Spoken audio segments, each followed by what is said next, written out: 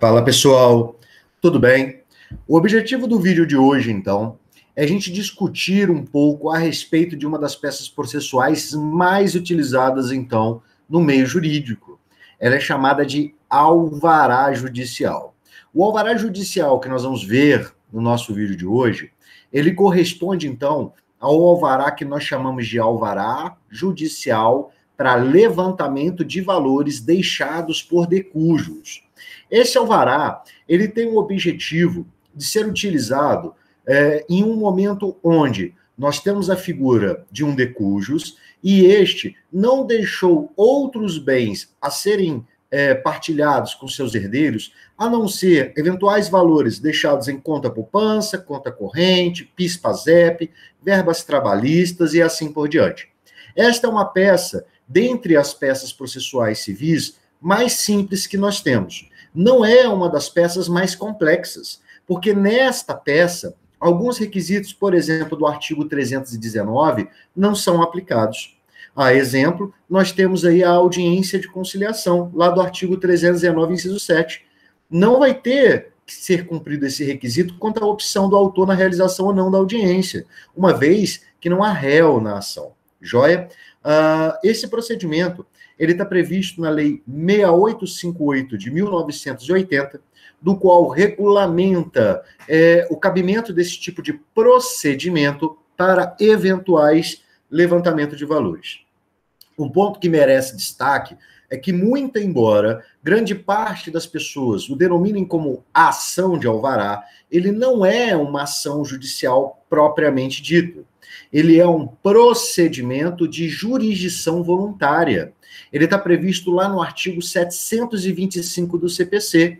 Então, ele fugiria à regra daquela ação penal, do rito comum, com todas as fases do processo. Ele é um procedimento diferente. Ele é um procedimento que, por exemplo, dispensa a fase instrutória do processo. Não há fase de produção de provas, não há fase de resposta do réu, uma vez que nem réu há nessa ação. Então, este procedimento é um procedimento muito usual dentro do ambiente jurídico. Então, moçada, antes de iniciarmos e vermos aí um caso prático de cabimento desta hipótese de peça, convido os senhores, então, a seguir o nosso canal, curtir nossos vídeos. Inclusive, já existem outros vídeos a respeito de alvará. Então, eu deixo aí o convite aberto para os senhores e vamos ao que interessa. Moçada, vamos dar uma olhada, então, num caso específico de alvará judicial. Vamos lá. Olha só, o John Lennon da Silva, então ele é morador da cidade lá de Cedo Feita, Minas Gerais. Ele procurou, então, alegando que no último dia 15 de 3 de 2021, ao assistir determinado programa de TV, descobriu que o governo liberou os valores das contas inativas do FGTS para saque.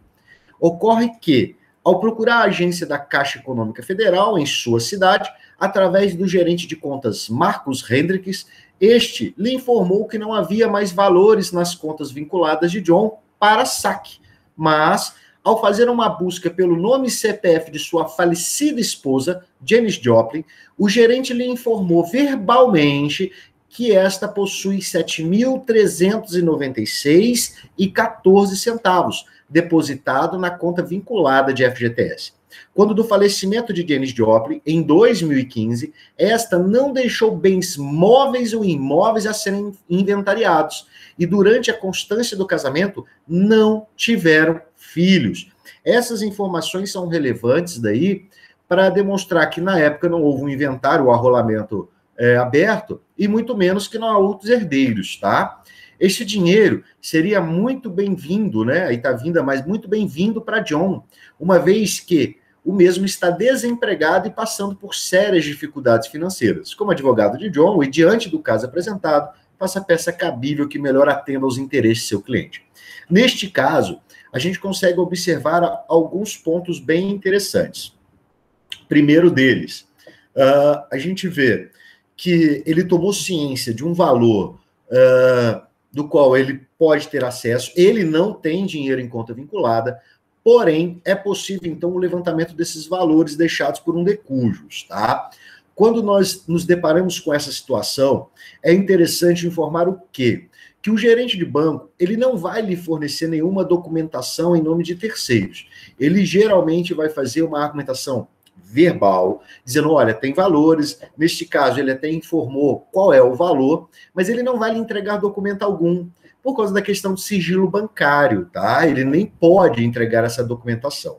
Além disso, um grande erro que nós observamos na prática é que algumas partes arrolam, né, ou colocam no polo passivo o banco. Gente, o banco está no cumprimento do direito, do dever do direito. Ele não pode informar, não pode liberar o saque. Ele depende, então, de uma determinação judicial, do qual fala, olha, o gerente de banco, libera esse dinheiro do decurso para tal pessoa. E isso é o que nós buscamos através do alvará judicial. Interessante, então, antes da gente ver a parte prática de como montar um alvará judicial, a gente vê o que diz, então,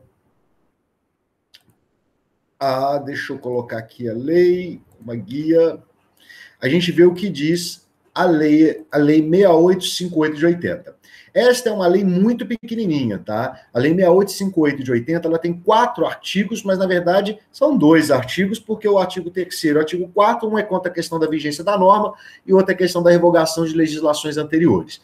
Então ele é um artigo, é uma lei curta, e o mais interessante a respeito desta lei, da lei 6858 de 80, que a maioria dos vademecums, por exemplo, não tem essa lei.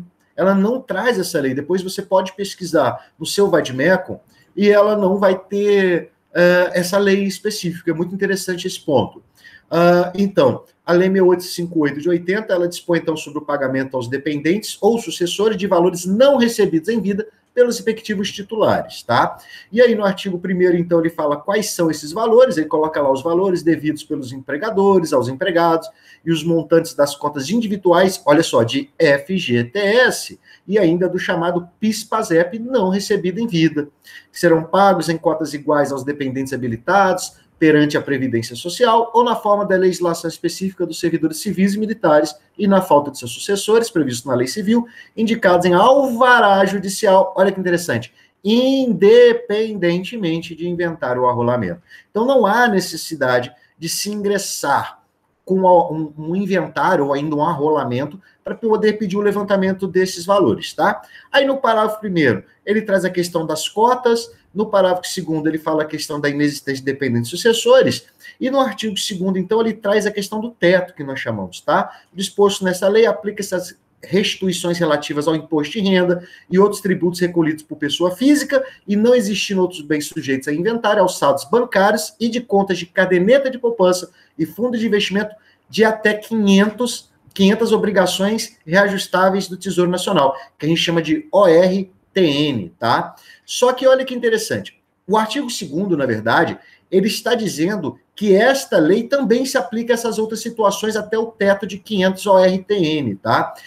Esse valor das 500 ORTN, você pode entrar em qualquer site para você saber o teto, mas o que nos interessa, propriamente dito, é o artigo 1º desta lei. Então, nós já temos aí uma base. Além disso, olha que interessante o que dispõe lá no seu CPC, no artigo 666. Ele dispõe assim, ó, independerá de inventário ou de arrolamento o pagamento dos valores previstos na Lei 6858 de 80. Então, não há necessidade de se propor um inventário ou ainda um arrolamento para levantar esses valores. Segundo ponto que merece destaque, e aí eu até aconselho os senhores depois a darem uma lida. Está lá no artigo 725 do CPC, que é do capítulo que nós denominamos de procedimentos de jurisdição voluntária, tá? E aí você tem todo o rito do procedimento a partir do artigo 719, mas interessante frisar o que dispõe o artigo 725, que ele diz, então, quais são os procedimentos de jurisdição voluntária. E olha aqui o que diz o inciso 7, expedição de alvará judicial. Só que, gente, este alvará judicial que a gente está discutindo, principalmente na aula de hoje, não é o alvará, então, para você fazer um evento. Não é. O que a gente está discutindo aqui hoje é... Opa, voltou. o que a gente está discutindo aqui hoje é o chamado alvará para levantamento de valores deixados por decujos, ou seja, há a figura de um falecido e ainda a necessidade de levantamento de eventuais valores. Joia? E aí, então, para a gente conseguir entender de uma forma mais prática como nós fazemos isso, eu acho que nada melhor do que ver uma estrutura de uma peça de alvará judicial para levantamento de valores deixados por decujos. Alguns pontos aí, eu vou chamar bastante atenção quanto à questão de competência, assim por diante, para que não passe nada batido, tá? Vamos lá. Janela.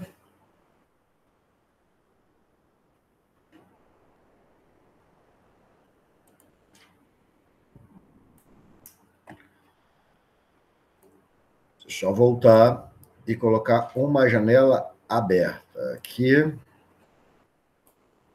Pronto. Moçada, primeiro ponto que merece destaque. O artigo 319 do CPC, ele aplica no que couber a este procedimento de jurisdição voluntária.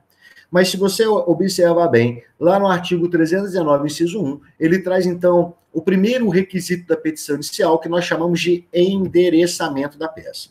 O endereçamento da peça nada mais é de para onde vai ser mandado a minha petição. E aí, então, já se revela necessário uma pontuação, tá? A partir do CPC de 2015, foi alterado o artigo 282, inciso 1 do CPC, do qual dispunha, então, assim, a petição indicará o juiz ou o tribunal a quem é dirigido. Isso lá no CPC de 73. No CPC de 2015, então, nós tivemos uma alteração, incluído, então, o juízo.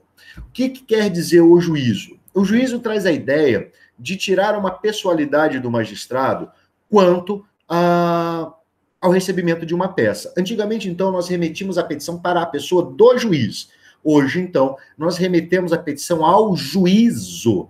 E isto fez uma alteração substancial no chamado endereçamento da peça, que nós estamos vendo agora.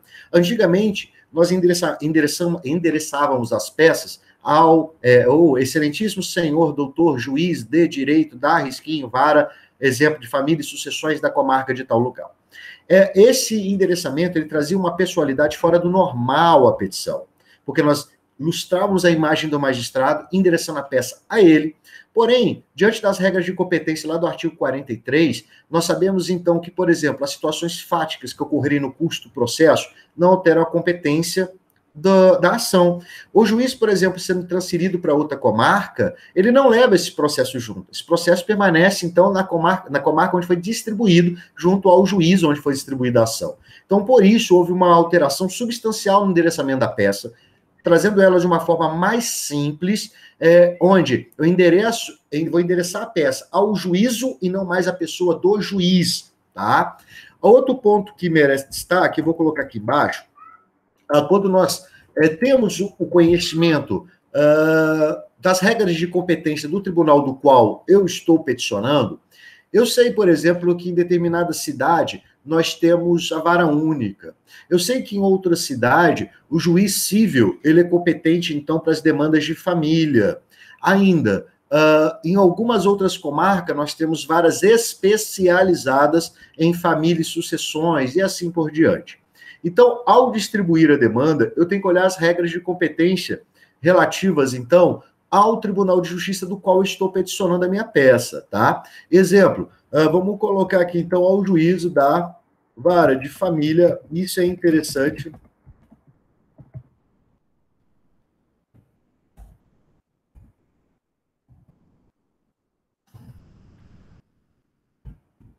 O endereçamento hoje, da forma correta, ela ocorre desta forma, joia?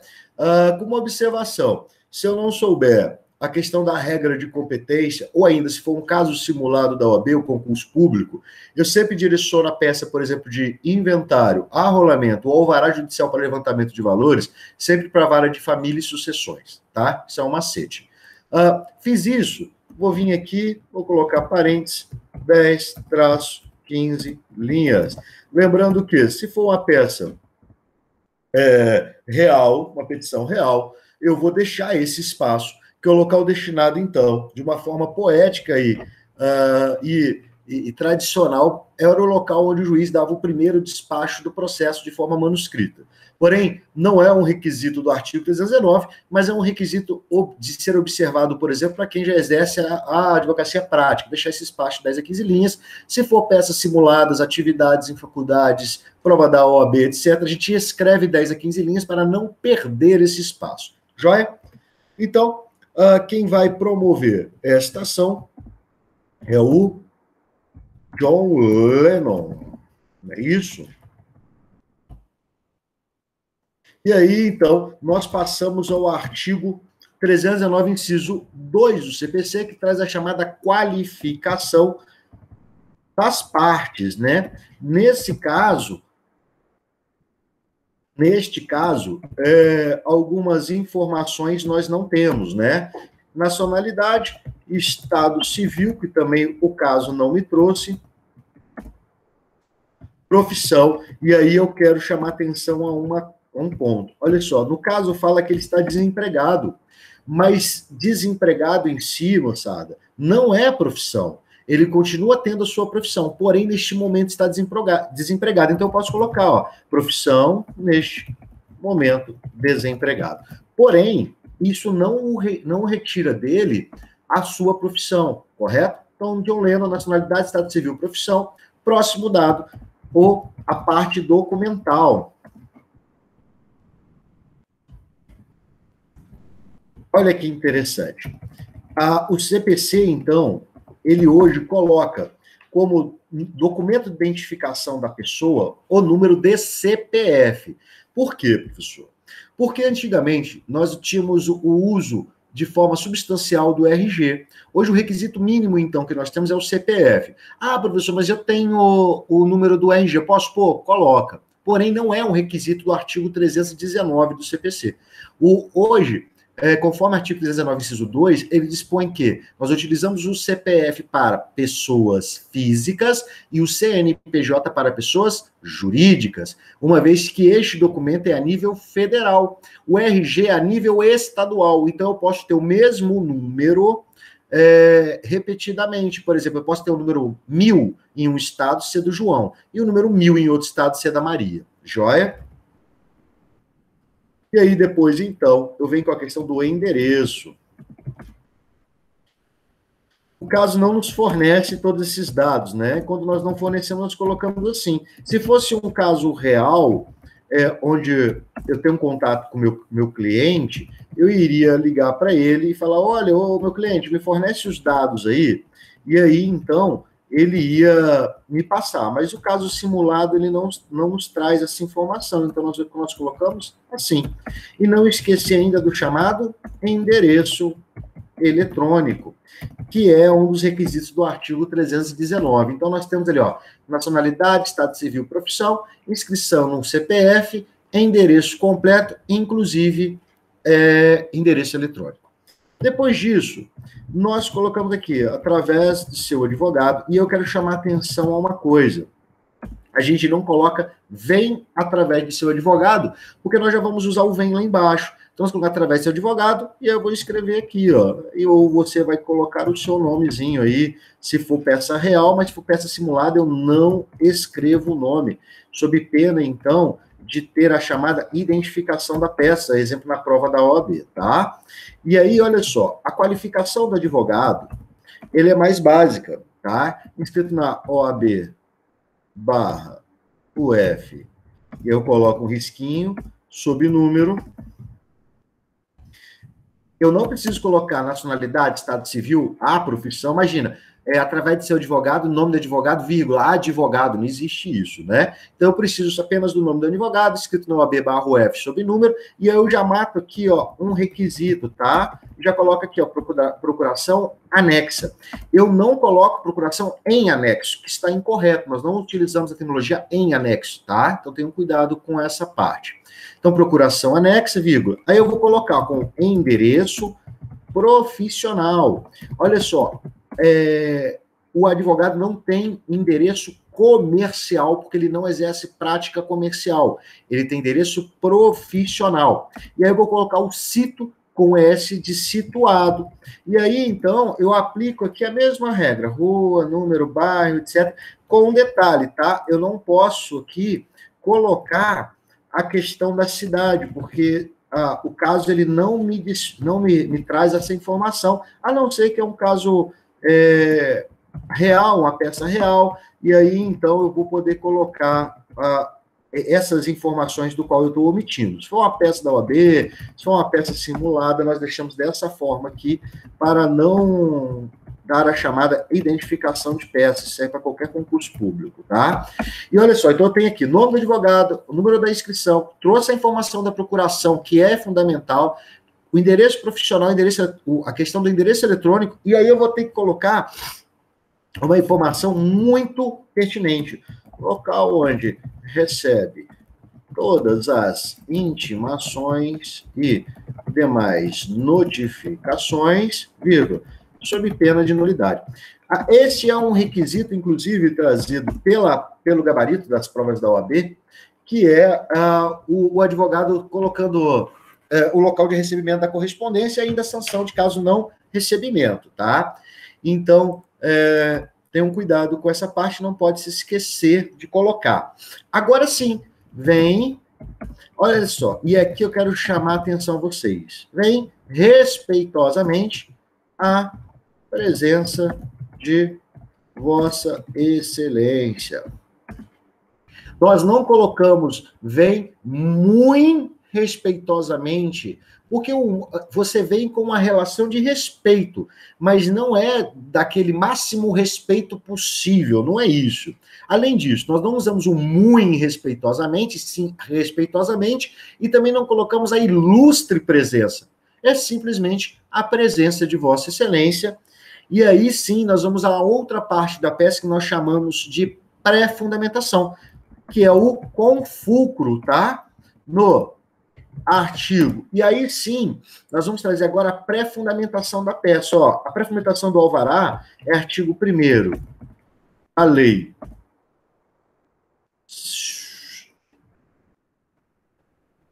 Opa, peraí.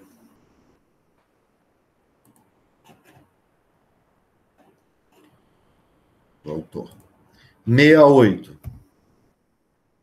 58 de 80. Esta é a principal delas, joia? E aí agora eu vou ao CPC. Olha só, eu vou colocar aqui primeiro, tá? Artigo 66 e artigo 725, inciso 7. Eu vou colocar todos do CPC que você vai entender já já. Olha só, eu tenho uma informação naquele caso, é porque para interromper a janela e ir para outra, eu acho que vai ficar um pouco mais difícil. Mas olha só, ele disse que ele está desempregado, passando dificuldade financeira, etc. Então, eu já vou colocar aqui também mais um artigo, ó, o artigo 98, que é o artigo da justiça gratuita.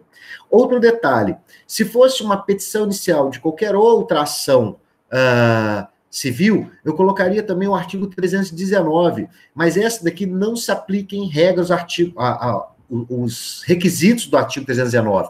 Então, no alvará, eu não preciso colocar o artigo 319. Neste caso, eu utilizei o 98 por causa da justiça gratuita, tá? Que eu vou pedir lá embaixo. O artigo 666, porque ele traz que independe, então, de alvará judicial, de inventário ou arrolamento, o alvará judicial para levantamento de valores lá da Lei 6858. E o 725, inciso 7, ele traz, então, a hipótese de cabimento deste procedimento de jurisdição voluntária, tá? Se fosse uma petição inicial normal, eu colocaria aqui propor e o nome da ação. Mas não é uma ação. Então, nós utilizamos requerer. Olha que diferença, tá? E aí, sim, o nome da peça e não o nome da ação, para mim, centralizada, alvará judicial para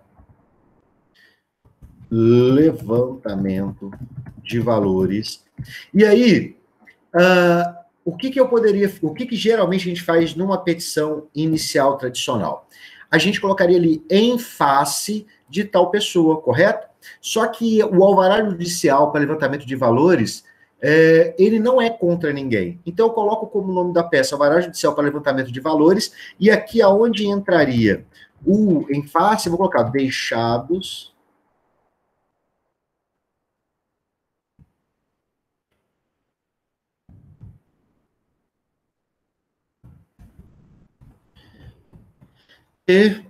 não ficou mais, de cujos, e aí eu vou colocar o nome do de cujos, correto? Deixa eu confirmar o nome aqui dela.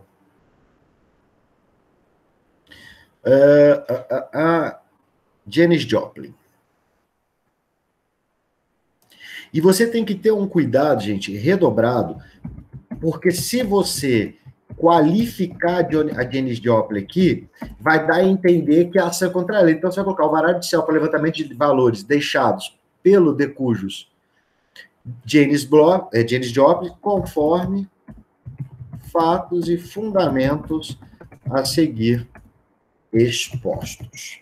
Então, vamos ter a primeira parte da peça. Tem ali o endereçamento de forma completa, temos aí a qualificação do autor, qualificação do advogado, pré-fundamentação da peça, nome do procedimento ou ação, como você queira, e agora sim, nós vamos ao primeiro tópico, que é dos fatos, tá? Neste momento aqui dos fatos, moçada, algumas informações são super relevantes, tá? Esse caso é um caso pequeno. Eu só chamo a atenção, então, para que os senhores usem a terminologia correta, tá? Aqui nós temos o requerente, que no caso o requerente é o John Lennon. Nós não utilizamos o nome dele, e toda vez que a gente fosse referir a Janis Joplin, nós, então, nos referimos a de cujos, e não chamamos ela pelo nome, ou ainda chamamos ela de réu, tá? Quem quiser dica, tem um vídeo específico sobre como fazer os fatos da petição inicial, então eu aconselho os senhores depois a assistir, tá? Esse vídeo não ficar muito longo. Então eu chamo a atenção a esse ponto. Depois não deixem de assistir alguns macetes para fazer os fatos. É só se colocar no YouTube lá como fazer os fatos da petição inicial, de cara vai aparecer o meu vídeo lá, você pode olhar. Próximo ponto, e assim o próximo tópico, sim, é o chamado preliminarmente, tá? E pelo amor de Deus, não me escrevam das preliminares. Tem um outro vídeo também que você coloca lá, diferença entre preliminares e preliminarmente. E entenda a diferença para você não fazer batatinha, escrever besteira, tá? E aí nós temos o tópico da justiça gratuita, tá? Aqui, então, você deve colocar aquela estrutura básica que nós chamamos de mini-fato. Mas o que é o mini-fato? Mini-fato é um pouco da história que você precisa para levar à fundamentação. E depois o pré-pedido ou conclusão, tá? Exemplo, o requerente encontra-se desempregado, passando dificuldade financeira, não havendo aí outras formas de renda, etc. Isso é mini-fato, tá? Aí na na parte da fundamentação, nós vamos colocar lá, o requerente declara que não possui condições de arcar com as custas do processo e com os honorários sucumbenciais, sem sacrifício da sua própria subsistência ou de seus familiares, nos termos do artigo 98 e conforme declaração de hipossuficiência anexa, tá? Esse é um outro ponto. Tem outro vídeo também, como fazer pedido de justiça gratuita. Depois vocês olham lá no canal para poder a gente ganhar um pouco mais de tempo, você não cometer gafe, tá? E ao final, então, nós temos o pré-pedido à conclusão. Assim, diante do exposto, requer o deferimento dos benefícios da justiça gratuita, tá? Este vai ser o único tópico do preliminarmente. Um erro gritante aqui é você pedir audiência de conciliação, gente. Não existe audiência de conciliação em alvará para levantamento de valores deixados por de cujos, tá? E por quê? Porque não tem réu. Se não tem réu, como é que você vai ter audiência de conciliação, tá? No alvará judicial, este tópico em específico, você deve, então, utilizar como a mesma estrutura, mini-fato, fundamento e pré-pedido ou conclusão. O mini-fato aqui, você tem que trazer aquela história. Cuidado para você não trazer informações irrelevantes, tipo o nome do gerente de banco. Não há necessidade. Você vai colocar o requerente, ao procurar uma agência bancária de tal banco, teve ciência que a Decujus deixou o valor depositado em conta vinculada do FGTS, tal valor, coloca qual é o valor, e assim por diante. Você vai trazer informação, vai informar que ela não deixou outros bens a inventariar, não deixou outros herdeiros, não foi feito inventário na época de sua morte, e assim por diante, tá? A fundamentação dessa peça, ela basicamente está no 6858 de 80, no 725 e no 666, tá? Não se esqueçam disso. Você tem que colocar, por exemplo, o requerente faz jus ao pedido de alvará judicial, nos termos do artigo 1º da Lei 6858 de 80, uma vez que aí você informa, traz a parte que nós chamamos de argumentação jurídica, tá? E por fim, e além disso vai trazer o 666 e o 725 também, tá? A parte de fundamentação, essa é uma parte que não existe muito uma receita de bolo, você tem que argumentar juridicamente. Se você quiser colocar uma doutrina, aqui é o local. Se você quiser utilizar aí uma jurisprudência, aqui é o local. Tudo isso vai fortalecer, então, esse seu pedido junto ao Poder Judiciário, correto? Ao final, eu quero chamar muita atenção. Você não vai pedir que seja expedido o alvará judicial, e isso é um erro constante. Você vai pedir, então, que seja oficiado o banco tal. Eu vou colocar até o pedido aqui, tá? O pré-pedido deste tópico. Lembrando que aplica-se a mesma regra. Toda vez que a gente entrar em fundamentação jurídica, nós aplicamos essa mesma regra aqui, ó. Mini fato, fundamentação, pré-pedido ou conclusão, tá? O pré-pedido eu vou colocar aqui porque eu achei interessante, ó.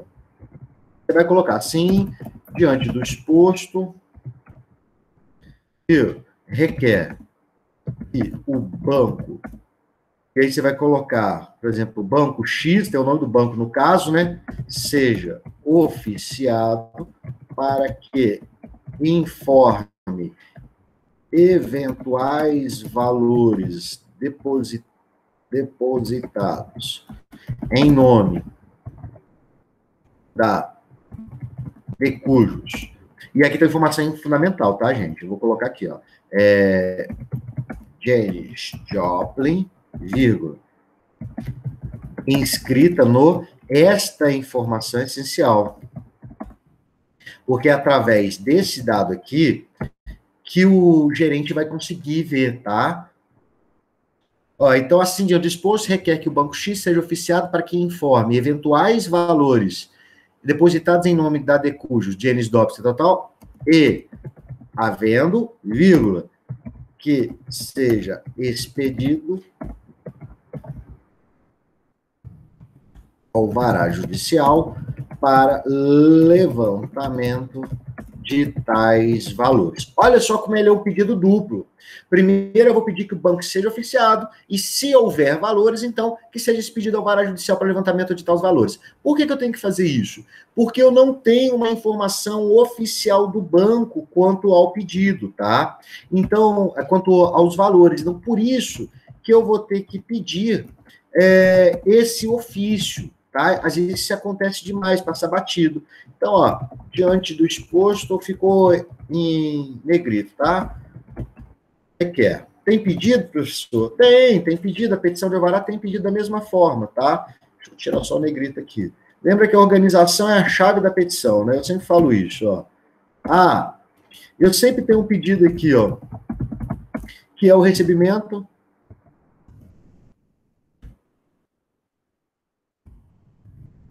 de alvará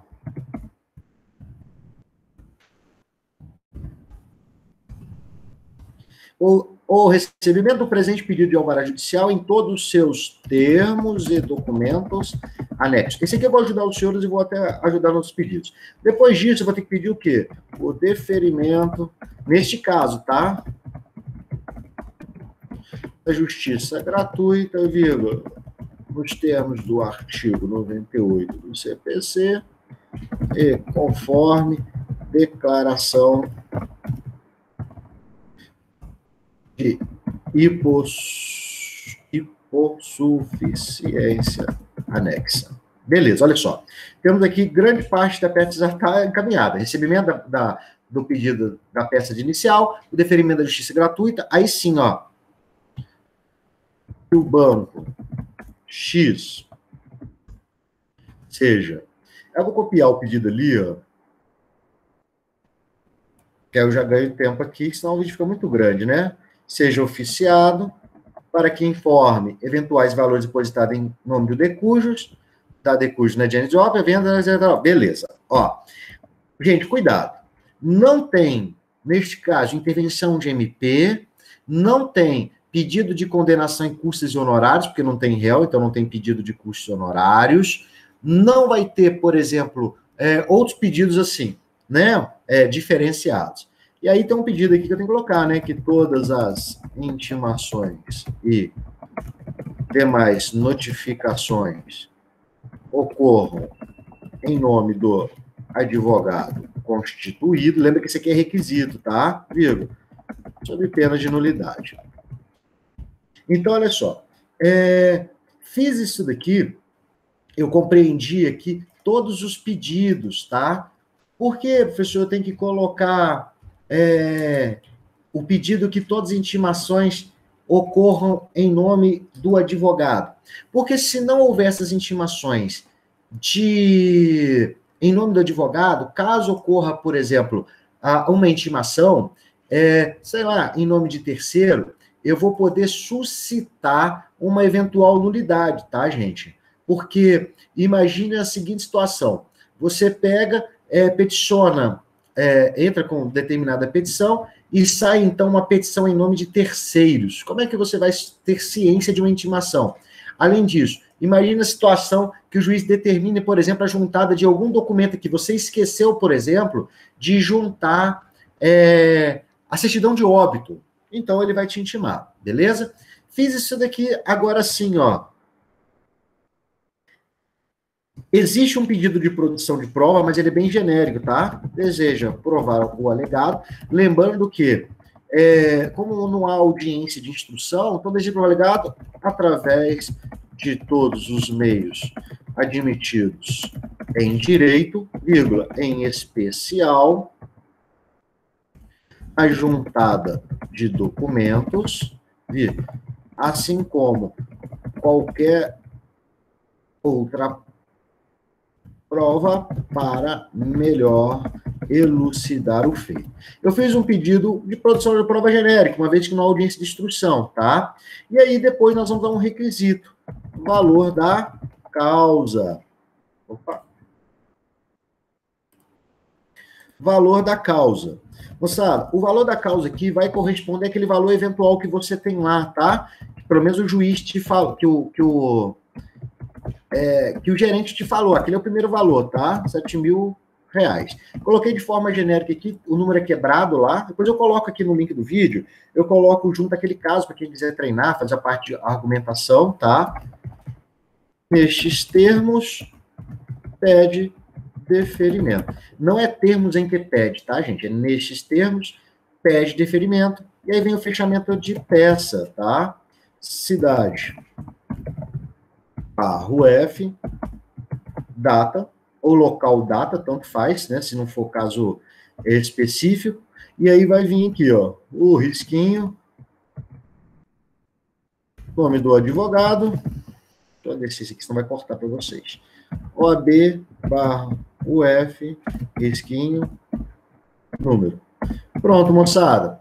Temos aí a petição inicial do alvará judicial para levantamento de valores deixados por decujus, tá? Eu vou fazer assim, eu vou deixar essa peça também como link aqui no vídeo, e aí depois serve como auxílio. Já, moçada, então nós vemos a peça do começo ao fim, pedido, os pedidos, etc. Faço o convite novamente para quem gostou e curte, compartilha e segue o nosso canal. Informa aí que nós temos muitas peças, né? Bastante parte de estágio, prática para OAB, etc., aqui no nosso canal. Já, moçada, abraço para todos vocês aí, até o nosso próximo vídeo.